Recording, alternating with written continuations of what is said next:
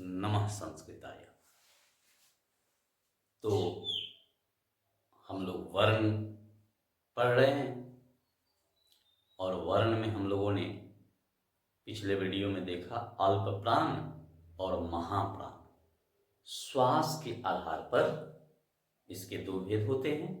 अल्प प्राण जिसके उच्चारण में जिन वर्णों के उच्चारण में कम प्राण वायु लगे उसे अल्प प्राण कहेंगे, और जिन वर्णों के उच्चारण में ज्यादा प्राण वायु लगता है उसे हम लोग महाप्राण कहते हैं। अब हम लोग आते हैं नाट के आधार पर भी दो भेद होते हैं उच्चारण के। एक को कहते हैं घोष और दूसरे को कहते हैं अघोष।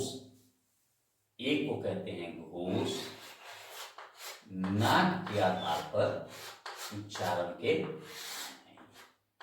घोष वर्ण। घोष जैसा कहने से ही स्पष्ट हो रहा है, घोष का मतलब होता है आवाज। जितने भी वाद्य यंत्र बजाते हैं हम लोग,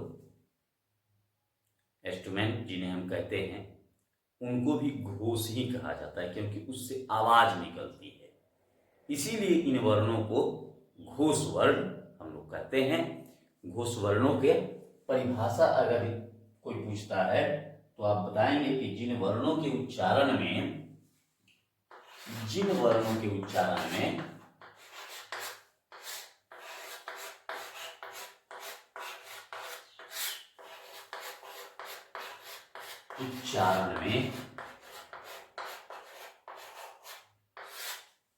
उच्चारण में स्वर तंत्रियों में कंपन होता है। स्वर तंत्री जो होती है उसमें कंपन होता है। स्वर तंत्रियों में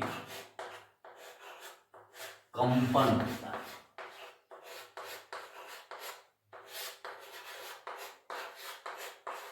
कंपन होता है।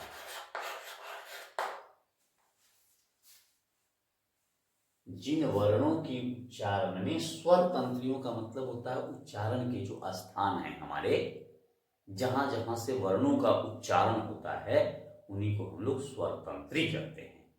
तो जिन वर्णों के उच्चारण में स्वर तंत्रियों में कंपन होगा वे सभी वर्ण जो होंगे वह घोष वर्ण होते हैं। घोष वर्ण में प्रत्येक वर्ग का तीसरा, चौथा, पांचवा वर्ण होता है।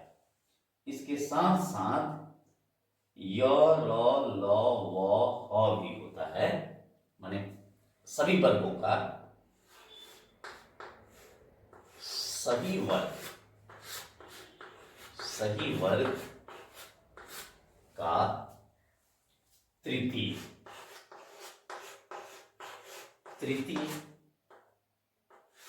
चतुर्थ और पंचम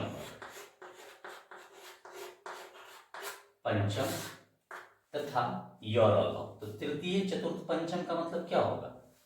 क वर्ग का तृतीय, चतुर्थ, पंचम क्या होगा? ग होगा, घ होगा और अंग। उसी प्रकार से देखेंगे तो ज होगा, झ होगा, य। अच्छा, तृतीय वर्ण लिखना है तो केवल तृतीय ही लिखते हैं सभी वर्णों। क वर्ग का तृतीय, च वर्ग का तृतीय लिखेंगे तो ज हो जाएगा, ड हो जाएगा, द हो जाएगा और ब हो जाएगा।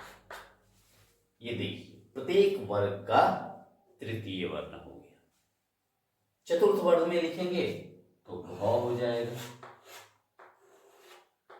झ हो जाएगा, ढ हो जाएगा, भ हो जाएगा और भ हो जाएगा, भ हो जाएगा। पंचम वर्ण में अंग हो जाएगा, य होगा और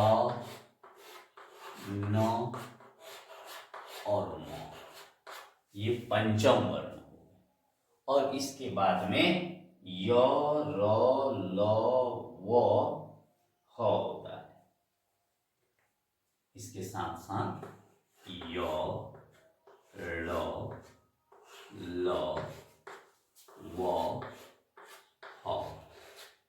ड और ढ भी इसमें रहता है, लेकिन सामान्य रूप से हमको ये पढ़ना है। घोष वर्ण जिन वर्णों के उच्चारण में स्वर तंत्रियों में कंपन होता है, वे सभी वर्ग जो होते हैं वह घोष कहे जाते हैं, जिसमें सभी वर्गों का तृतीय, क वर्ग का तृतीय, च वर्ग का तृतीय, ट वर्ग का तृतीय, त वर्ग का तृतीय और प वर्ग का तृतीय। वैसे ही तीसरा, चौथा, पांचवा, तीसरा, चौथा, पांचवा, तीसरा, चौथा, पांचवा, तीसरा, चौथा, पांचवा और तीसरा, चौथा, पांचवा, ये घोष वर्ण है।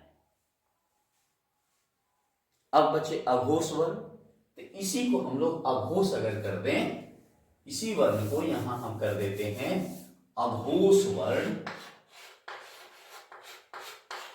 इसका विपरीत हो जाएगा, जिन वर्णों के उच्चारण में स्वर तंत्रियों में कंपन नहीं होता है। बात खत्म।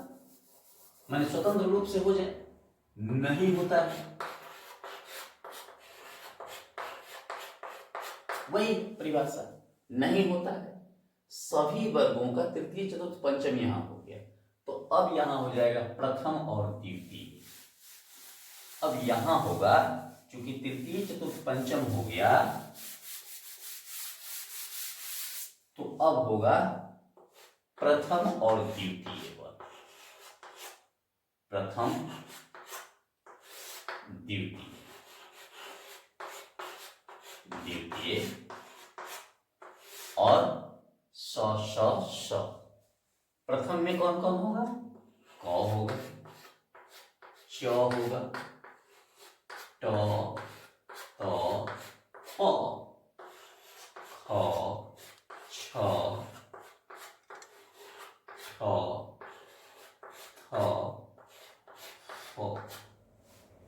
ये देख लीजिए, प्रथम वर्ण और द्वितीय वर्ण यह अघोष होता है।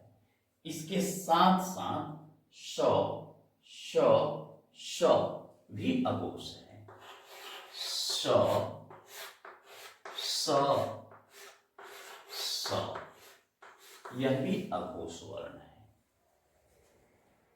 तो हमें इतना जरूर जानना चाहिए, हिंदी के विद्यार्थियों के लिए और भी विस्तृत रूप से इसको वर्ण को पढ़ना है, लेकिन सामान्य रूप से हम लोग कम से कम घोष, अघोष, अल्पप्राण, महाप्राण के विषय में सभी लोगों को जानकारी अवश्य होनी चाहिए। घोष का मतलब उच्चारण करने में स्वर तंत्रियों में कंपन होगा तो घोष होगा, स्वर तंत्रियों में कंपन नहीं होगा तो अघोष होगा। तो ये हुए स्वर वर्ण के उच्चारण के भेद हुए। प्रथम, द्वितीय इसमें हो गया, स, स, स हो गया। तो इसको आप लोग सभी लोग समझ लें, खास करके हिंदी के विद्यार्थियों के लिए यह बहुत ही अनिवार्य है।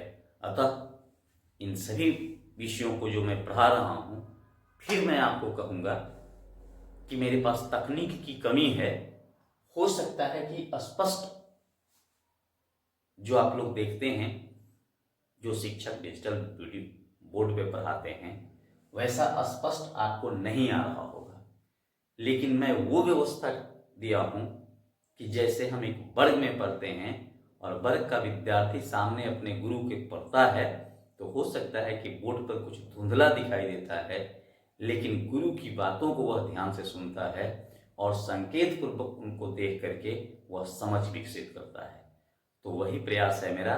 और अगर आप क्रम से वीडियो को देखते हैं, शुरू से वीडियो को देखते हैं, तो निश्चित रूप से आपको व्याकरण नहीं है ऐसा हो ही नहीं सकता है। इसी के साथ अगले वीडियो में मिलते हैं, तब तक के लिए नमो नमः।